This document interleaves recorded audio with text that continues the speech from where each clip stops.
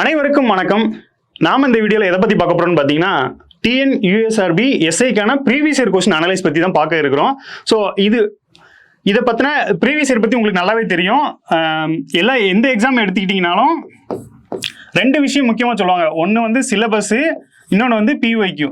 So இந்த பிஒய்க்யூவை பொறுத்தளவில் ஒவ்வொரு எக்ஸாம்ஸ்லையுமே ரொம்ப ஒரு தாக்கத்தை ஏற்படுத்தும். ஸோ அந்த வகையில் எஸ்ஐக்கான ப்ரீவியஸ் இயர் கொஸ்டினை தான் நம்ம இந்த சீரீஸில் பார்க்க இருக்கிறோம். ஸோ ஃபஸ்ட்டு பாருங்கள், 2023 நடைபெற்ற எக்ஸாம் படி அந்த கொஸ்டின்ஸை வந்து எவ்வளோ கேட்டிருக்காங்க அப்படிங்கிறத பொறுத்து ஒரு சார்ட் பண்ணியிருக்கோம். ஸோ அதில் பார்த்தீங்க அப்படின்னா ஃபிசிக்ஸில் 11 கொஸ்டின், கெமிஸ்ட்ரியில் பார்த்தீங்கன்னா 4 கொஸ்டின் கேட்டிருக்காங்க. ஸோ பயாலஜியில் பார்த்தீங்கன்னா 7 ப்ளஸ் டயட் அண்ட் நியூட்ரிஷனில் 4, இது ரெண்டும் சேர்த்து ஒரு 11 கொஸ்டின் வச்சுக்கலாம். ஸோ அடுத்து பார்த்தீங்கன்னா ஹிஸ்ட்ரியில் ஒரு 11 கேள்வி, அடுத்து ஜாகிரஃபியில் பார்த்தீங்கன்னா ஒரு 13 கேள்வி, எக்கனாமிக்ஸில் ஒரு 3 கொஸ்டின், அடுத்ததாக பார்த்தீங்கன்னா இந்தியன் பாலிட்டியில் ஒரு 10 கொஸ்டின், அடுத்து general knowledge and current affairs. இது வந்து static GK plus current affairs. Current அஃபேர்ஸை பொறுத்தளவில் ஒரு 10 கொஸ்டினுக்கு மேலே கேட்டிருந்திருப்பாங்க. ஸோ ஸ்டாட்டிக் ஜிகேவும் ஒரு 7 கொஸ்டின் கிட்ட கேட்டிருக்காங்க. ஸோ இந்த வகையில் இந்த மாதிரி வந்து 2023 அதாவது கரண்ட் ட்ரெண்ட் படி இந்த அடிப்படையில் தான் கேட்டிருக்காங்க அப்படிங்கிறது. ஸோ இதன் அடிப்படையில் நாம் என்ன மாதிரி இந்த சீரீஸை பார்க்க இருக்கோம் அப்படின்னு பார்த்தீங்கன்னா, எக்ஸாம்பிளுக்கு இந்த டேபிள் பாருங்கள். இது வந்து புதன் சனி இந்த நாட்களில் வந்து வரும் வாரங்களில் இதற்கான வீடியோக்கள் வரும். இதில் பார்த்தீங்கன்னா ஃபர்ஸ்ட் பாலிட்டி 1, 2 அப்படின்னா என்னன்னா, எக்ஸாம்பிளுக்கு பாருங்க, பாலிட்டியில் ஒரு 60 கொஸ்டினுக்கு மேலே இருக்கு. எத்தனை இதில் அப்படின்னு பார்த்தீங்கன்னா 2010 இருந்து இப்போ வரைக்குமே 2023 வரைக்குமே ஒரு 7 கொஸ்டின் இருக்கு. ஆவரேஜாக பார்த்தீங்கன்னா ஒரு 80 கொஸ்டின் வந்து ஒவ்வொரு எக்ஸாம்ஸ்லையுமே இருக்கும். இந்த வகையில் பார்த்தீங்கன்னா 7 × 80 பார்த்தீங்கன்னா 560 கேள்விகளுக்கு மேலே இருக்கு. இதில் பாலிட்டியில் பார்த்தீங்கன்னா ஒரு 60 கேள்வி இருக்கு. இதை நம்ம 30 உடச்சி பார்க்க இருக்கிறோம். ஸோ 30 உடச்சி பார்க்க இருக்கிறோம். ஸோ அந்த வகையில் தான் பாலிட்டி 1, பாலிட்டி 2 அப்படிங்கிற மாதிரி போட்டிருக்கேன்.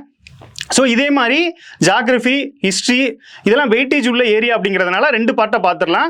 எக்கனாமிக்ஸ் வந்து 3 to 4 கொஸ்டின்ஸ் தான் கேட்டிருக்காங்க. ஜென்ரல் நாலேஜ் பார்த்தீங்கன்னா ஸ்டாட்டிக் ஜிகே, ஃபிசிக்ஸும் பார்த்தீங்கன்னா வெயிட்டேஜ் உள்ளது 11 கொஸ்டின் வரை கேட்டிருக்காங்க. ஸோ அந்த வகையில் ஃபிசிக்ஸும் 2 பார்ட்டாக போட்டிருக்கோம். கெமிஸ்ட்ரி 3லேருந்து 4 கேள்விகள் வரை கேட்டிருக்காங்க. பயாலஜி பொறுத்தளவில் பயாலஜி, நியூட்ரிஷன் சேர்த்து பார்த்தீங்கன்னா 11 கேள்வி கேட்டிருக்காங்க. ஸோ கரண்ட் அஃபேர் நம்மளுக்கு வந்து ஆல்ரெடி ஒரு MCQ சீரிஸ் போயிட்டு இருக்கு. அந்த வகையில் சேர்த்து மெர்ஜ் பண்ணி நம்ம ஒரு வீடியோவை கொடுத்துடலாம்.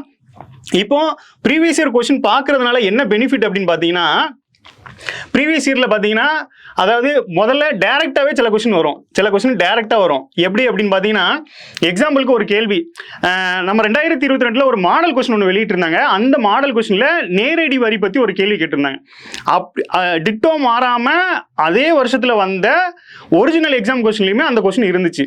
இதே மாதிரி சார்க் அமைப்புகள் பற்றி முன்னாடி 2010 கேட்ட ஒரு கொஸ்டின் 2010 எடுத்து பார்த்தீங்கன்னா சார்க்கை பற்றி கேட்டிருப்பாங்க. அதே கொஸ்டின் சமீபத்தில் 2022-23 காலகட்டத்தில் வந்த கேள்விகளையுமே அதே கேள்வி வெளிப்பட்டிருந்துச்சு.